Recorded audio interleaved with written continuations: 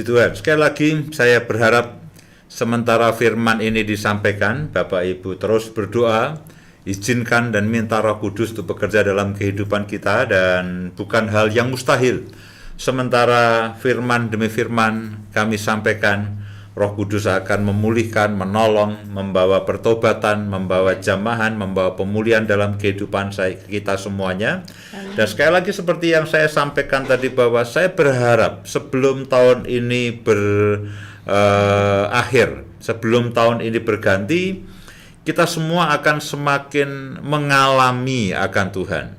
Kita semua akan mengalami pertolongan Tuhan, dan kita semua akan makin menyadari bahwa tahun-tahun terakhir yang kita lalui betul-betul dalam keadaan yang sulit ini, kita betul-betul menyadari dan mengalami bahwa Tuhan itu tidak pernah meninggalkan akan kita semuanya. Amen. Nah, pada malam hari ini saya akan sampaikan satu kebenaran firman Tuhan seperti yang tadi Mas Anton sudah sampaikan, bahwa temanya adalah ketika iman tidak memadai. Ya, nanti kita akan tahu kenapa saya ambil tema itu. Ya, kita semua tahu bahwa kita semua harus percaya, kita semua harus beriman. Setiap kali orang kita punya persoalan, katakan kamu harus percaya, kamu harus beriman, kamu harus percaya, kamu harus beriman, imanmu harus kuat, imanmu harus kuat. Nah, cuman realitanya adalah tidak selalu iman kita itu dalam keadaan yang fit, dalam keadaan yang betul-betul kuat, dalam keadaan yang betul-betul bulat. Tidak jarang pagi merasakan iman itu oke, ya, tapi siang bisa goyah lagi, malam bisa oke lagi, paginya bisa goyah lagi. Nah, kita semua sadar bahwa tidak selalu iman saya dan iman Bapak Ibu sekalian itu dalam keadaan yang oke, dalam keadaan yang bagus, dalam keadaan yang fit. Nah, yang banyak terjadi adalah iman kita itu juga iman saya itu naik turun. Iman saya itu seperti skakelar lampu, on off, on off, on off. Nah, apakah masih ada harapan? Apakah masih ada harapan seandainya katakanlah iman kita itu tidak memadai? Atau menurut ukuran manusia, iman kita, kamu harus percaya, betul-betul percaya. Loh, maksudnya betul-betul percaya itu bagaimana? Apakah kalau betul-betul percaya itu lalu saya percaya tanpa kekhawatiran sama sekali, tanpa ketakutan sama sekali, tanpa kecemasan sama sekali, tanpa keraguan sama sekali? Nah, pada realitanya, sementara kita berharap, sementara kita beriman, tiba-tiba entah dari mana datangnya, tidak diundang, muncul keraguan. Entah bagaimana muncul kecemasan, entah bagaimana muncul ketakutan. Lalu bagaimana, Pak? Tadi pagi saya beriman betul-betul, setelah saya berdoa, setelah saya baca firman, tapi ketika siang hari saya melihat berita, dengar sana sini, iman saya mulai goyah. Nah, apakah Tuhan masih memperhitungkan atau tidak? Apakah iman saya yang pagi hari itu gugur atau tidak? Lalu sore hari, malam hari ini, hari sejujurnya saya blank, Pak, saya tidak tahu. Ya, pagi saya beriman, siang saya mendengarkan begitu banyak kabar, dan saya tidak tahu apa yang saya harus kerjakan, dan tidak tahu siapa yang harus saya harapkan. Lalu tiba-tiba entah bagaimana bisa goyah dan sebagainya. Nah, bagaimana ketika bahkan iman saya dan saudara itu tidak memadai menurut ukuran manusia? Lalu apakah ketika kita tidak dalam keadaan yang fit, dalam keadaan yang prima, yang tidak memadai itu, lalu Tuhan apakah serta-merta itu mengabaikan dan mencampakkan kita?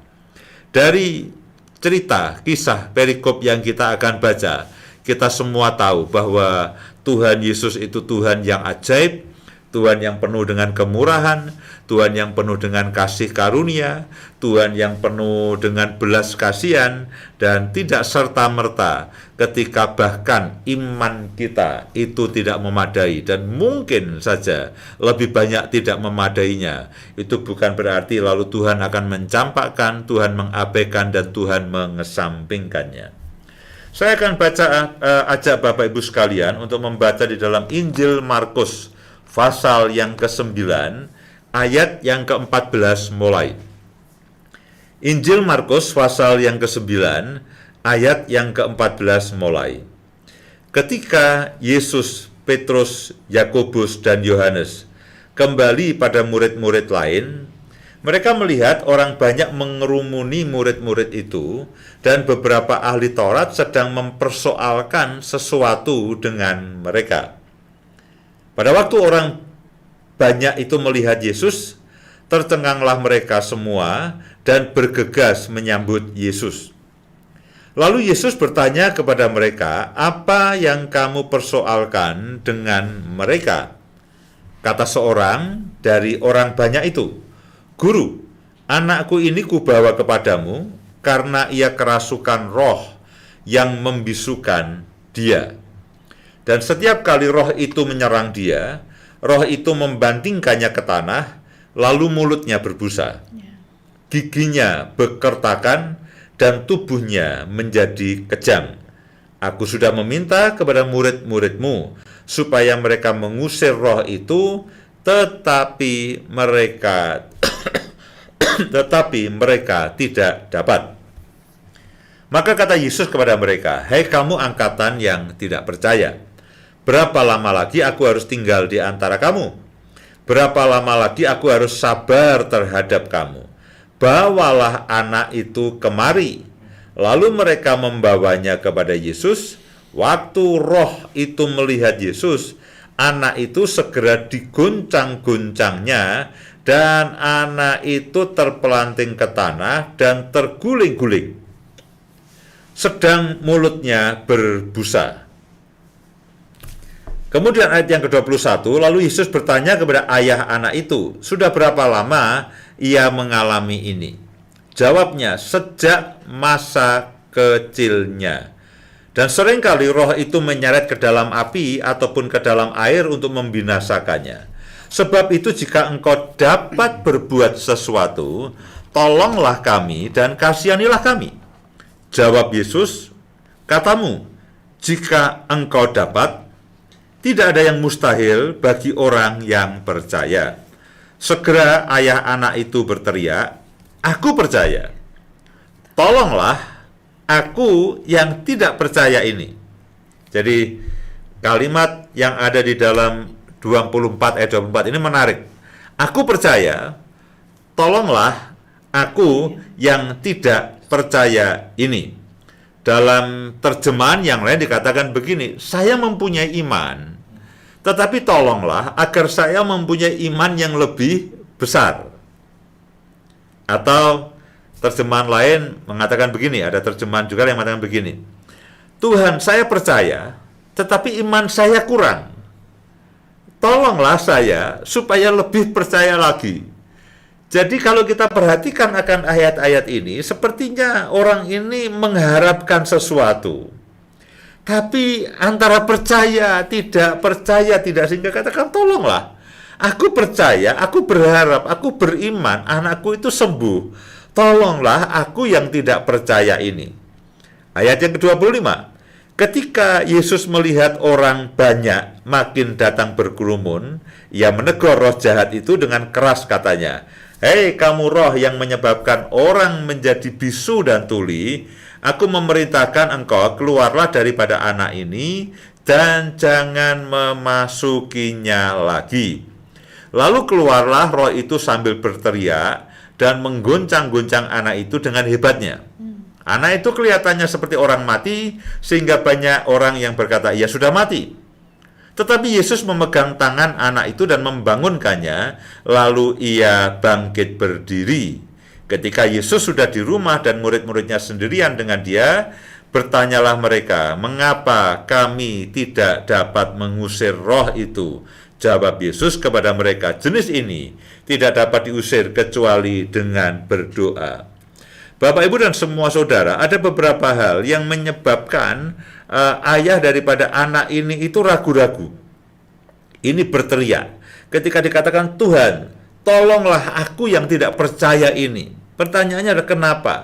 Kenapa orang tua dari si anak ini, yang anaknya itu dirasuk roh yang membuatnya menjadi bisu, ya, yang membuatnya membuat bisu, tidak bisa berbicara? Ada penyebab-penyebab. yang menyebabkan bahwa lalu orang tua ini antara percaya, tidak, kepengen sembuh, tapi ragu-ragu. Yang pertama bahwa anak ini sejak kecilnya, Alkitab mengatakan bahwa sejak masa kecilnya, pada ayat yang ke-21, ketika Yesus bertanya kepada ayah anak itu, sudah berapa lama ia mengalami ini? Dikatakan sejak masa kecilnya. Sudah terlalu lama persoalan ini ada, sampai kadang-kadang begini, kita sudah hidup dengan persoalan itu. Kita sudah sangat akrab, kita sudah sangat karib dengan persoalan itu, dan kita mungkin sudah berdoa berkali-kali, sudah berdoa berbulan-bulan, sudah berdoa bertahun-tahun, dan kita antara kepingin persoalan itu lewat, diselesaikan, tapi apakah bisa? Wong sudah berbulan-bulan, sudah bertahun-tahun. Anak ini dikatakan sejak masa kecilnya. Berarti sudah belasan tahun, sudah puluhan tahun anak ini itu sakit. Dan itu membuat orang tua ayah ini jadi ragu-ragu. Demikian juga dengan saya dan Bapak Ibu sekalian. Tidak selalu begini. Persoalan 2 hari selesai, persoalan 2 minggu selesai, persoalan 2 bulan selesai. Acap kali kita punya persoalan-persoalan, punya pergumulan, punya satu beban yang sudah bertahun-tahun, sudah belasan tahun, bahkan sudah puluhan tahun. Dan kita menjadi, sudahlah, kita lelah berharap, kita lelah berdoa. Saudara masih ingat satu kali Tuhan memanggil Abraham pada umur 75 tahun. Dan Tuhan menjanjikan kepada Abraham, Abraham, aku akan menjadikan kamu bangsa yang besar, kamu akan punya keturunan, dan kamu akan menjadi bangsa yang besar. Lalu Abraham menanti dari semangat ya, dari semangat, dari berkobar-kobar, dari berbunga-bunga, sampai akhirnya biasa, lalu mencoba mencari jalan keluar yang lainnya, mencoba mencari jalan pintas yang lainnya, sampai satu waktu ketika Tuhan, pada waktu Abraham berumur 99 tahun, dan Tuhan itu memperbaharui janjinya kepada Abraham.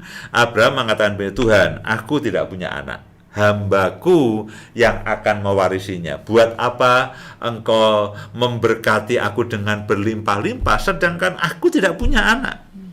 Tuhan memang 24 tahun yang lalu berjanji kepada Abraham bahwa dia akan mempunyai keturunan.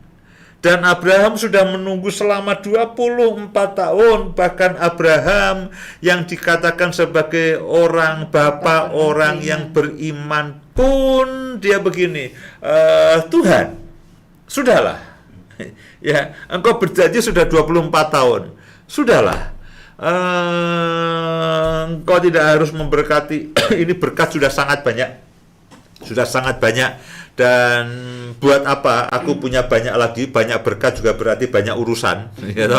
Kambing 10 juga ada repotnya, kambing 1.000, 10.000 juga makin repot. Nah, kalau ini tidak aku wariskan kepada anak cucuku sendiri, buat apa? Akhirnya hambakulah mereka yang akan memiliki semua kekayaan dan berkat ini. Bahkan Abraham pun sampai pada titik, ya sudahlah, ya aku bagaimana ya, enggak apa-apa tuh, begitu. Ya, apakah aku masih mengharapkan janji Tuhan? Sepertinya enggak apa-apa.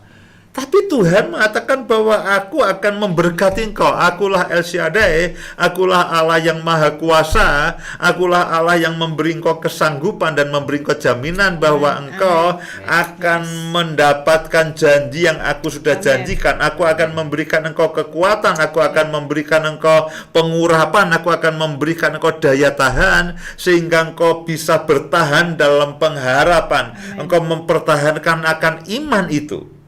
Dan Bapak Ibu dan semua saudara, memang tidak semua doa dan pergumulan itu dikabulkan atau dijawab pada hari ke-7. Pada hari ke-20, pada tahun pertama, tahun kedua, bahkan Abraham pun baru pada tahun ke-25, baru dia itu bisa dikatakan bahwa akhirnya dia mendapatkan akan janji itu. Saya tidak tahu apakah saudara selama Abraham Apakah kita semua mengalami janji yang mungkin 5 tahun, 10 tahun kita punya persoalan, kita punya pergumulan yang sepertinya tidak ada jalan keluar, tapi saudara berdoa dan Tuhan pernah berjanji lewat firman-Nya, lewat nubuatannya bahwa engkau akan mengalami kelegaan, mengalami kelepasan, engkau akan mengalami terobosan itu, dan engkau sudah menunggu selama belasan tahun, bahkan puluhan tahun, dan itu belum terjadi. Lalu saudara dan katakan, Tuhan, aku percaya sih, aku percaya kepadamu, aku berharap, tapi ya gimana ya? Tolonglah, ya aku sudah tidak berdaya ini. Aku sudah tidak berdaya. Nah, ayah daripada anak ini, dia menghadapi anaknya itu sudah sejak kecil. Dan bukan hanya itu. Dikatakan begini, pada ayat yang ke-18, bagian yang B, aku sudah meminta kepada murid-muridmu supaya mereka mengusir roh itu, tetapi mereka tidak dapat. Jadi Yesus dengan Petrus, Yakobus dan Yohanes sedang pergi, lalu orang tua dengan anak ini ketemu dengan murid-murid yang lain. Nah, murid-murid yang lainnya ketika ketemu ayah dari anak ini, ayah ini mengatakan, tolonglah doakan. Anakku ini sakit, kamu kan muridnya Yesus. Yesusnya hebat, Yesusnya ampuh, kamu pasti juga ampuh. Dan mereka katakan, ya kami juga bisa, kami akan lakukan seperti yang Yesus lakukan. Lalu mereka mulai mencoba dengan berbagai macam cara untuk mendoakan anak itu dan mendoakan orang itu. Tetapi Alkitab mencatat bahwa tetapi mereka tidak dapat. Dan itulah yang dipersoalkan. Itulah yang dipersoalkan oleh mereka melihat orang banyak, ada ahli Taurat mempersoalkan sesuatu dengan mereka. Mereka mempersoalkan kenapa Yesus bisa menyembuhkan orang sakit dan kali itu mereka tidak bisa menyembuhkan akan orang sakit. Dan ayah daripada anak ini bingung. Sudah mencoba berkali-kali tapi tidak ada hasilnya. Sudah mencoba berkali-kali tapi tidak ada perkembangan yang baik. Sudah mencoba berkali-kali tapi tidak semuanya berhasil. Apakah Pak, mungkin saudara berkata, Pak, saya sudah pernah minta didoakan oleh pendeta ini dan sebagainya, tapi sepertinya mereka kurang ampuh itu Pak doanya. Apakah betul begitu? Saya juga tidak yakin bahwa doa saya lebih ampuh daripada doa para hamba Tuhan yang lainnya. Tapi sangat mungkin Tuhan punya waktu. Ya. Sangat mungkin Tuhan punya cara yang berbeda. Yes. Apa yang saudara harapkan acap kali berbeda dengan apa yang Tuhan rencanakan. Mungkin saudara sudah berupaya, saudara sudah berusaha, saudara sudah minta kepada hamba-hamba Tuhan yang lainnya, tolong doakan saya, tolong bantu saya, tolong doakan saya punya pergumulan ini, saya punya pergumulan, dan sejauh ini itu tidak pernah berhasil. Loh, saya juga tidak bisa menjanjikan bahwa kalau saya berdoa untuk Bapak Ibu dan semua saudara malam hari ini, besok pagi semua masalah selesai. Saya juga tidak bisa menjanjikan. Saya hanya berdoa tetap penyelesaian masalah, jalan keluar, pemulihan dan terobosan itu datangnya dari Tuhan. Amen. Saya dan para hamba Tuhan yang lainnya, kami hanyalah alat. Kami hanyalah hamba. Kami hanyalah saluran. Tuhan Yesuslah yang menolong. Amen. Tapi satu hal yang saya ingin pastikan kepada Bapak Ibu dan semua saudara adalah jangan berkecil hati. Orang ayah daripada anak ini mengatakan, Tuhan, aku percaya. Tapi aku juga sadar bahwa aku ini kurang percaya.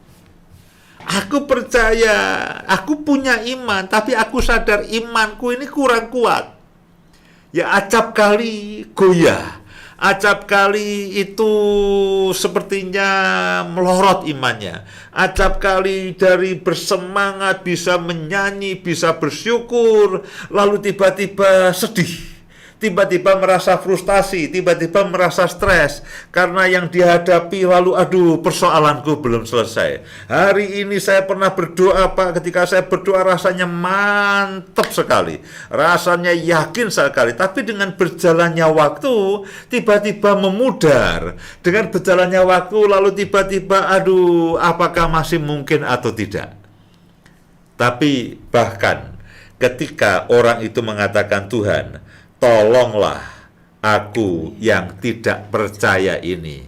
Tuhan tidak katakan begini, perkuat dulu imanmu, baru datang kepadaku. Kamu berdoa, berpuasa 30 hari 30 malam, nanti kalau imanmu sudah kuat, baru kamu datang kepadaku. Saudara berpuasa 30 hari 30 malam, alih-alih saudara kuat imannya, saudara makin lapar. Dan belum tentu makin kuat imannya. Nah, Bapak Ibu dan berarti saudara sekalian, perhatikan apa yang menjadi respon Tuhan itu yang melegakan. Meskipun kita ini berharap dan sejujurnya iman kita tidak memadai. Iman kita tidak selalu dalam keadaan yang fit, iman kita tidak selalu dalam keadaan yang bagus, tapi respon Tuhan itu yang ajaib. Kasih Tuhan itu yang luar biasa. Amen. Kasih karunia Tuhan itu yang luar biasa. Meskipun ayah daripada anak itu mengatakan, aku percaya, aku berharap, tapi tolonglah aku yang tidak percaya ini. Dan ketika saya merenungkan akan ayat ini, saya jujur katakan, Tuhan, saya pun juga acap kali seperti ini. Sebagai hamba Tuhan, sebagai pendeta, sebagai pelayan Tuhan, sejujurnya Tuhan, tidak selalu iman saya itu fit dan iman saya itu positif sekali. Acap kali saya mencari jalan keluar secara manusia. Acap kali saya mereka-reka yang lainnya. Acap kali saya mengharapkan kepada manusia. Hari ini, pagi hari ini saya berharap, berdoa sepenuhnya kepadamu, berharap, tapi siang hari saya punya pikiran yang lain. Saya punya alternatif yang lain. Jadi itu seperti ayah daripada orang ini, ayah daripada anak ini yang mengatakan, Tuhan, tolonglah, aku percaya. Tapi tolonglah aku yang kadang-kadang bimbang, yang kadang-kadang punya pikiran yang lain. Aku percaya kepadamu, tapi kadang-kadang aku mengandalkan orang lain. Kadang-kadang aku mengandalkan akan cara-cara manusiawi. Yang melegakan adalah bahkan ketika kita di dalam keadaan yang bimbang, dalam keadaan iman kita tidak bulat, tidak solid, dan tidak fit sekalipun, Tuhan itu tidak mengesampingkan kita. Tuhan itu tidak mengabaikan kita. Tuhan itu tidak serta-merta lalu dia tidak memperhitungkan itu semuanya. Singkat kata, lalu Tuhan menyembuhkan akan anak itu. Dan yang terjadi adalah, lalu anak itu pada akhirnya sembuh. Nah, Bapak Ibu dan semua saudara, saya berharap firman ini akan menolong kita semuanya, bahwa acap kali tidak selalu iman kita, percaya kita gitu dalam keadaan yang bulat sekali.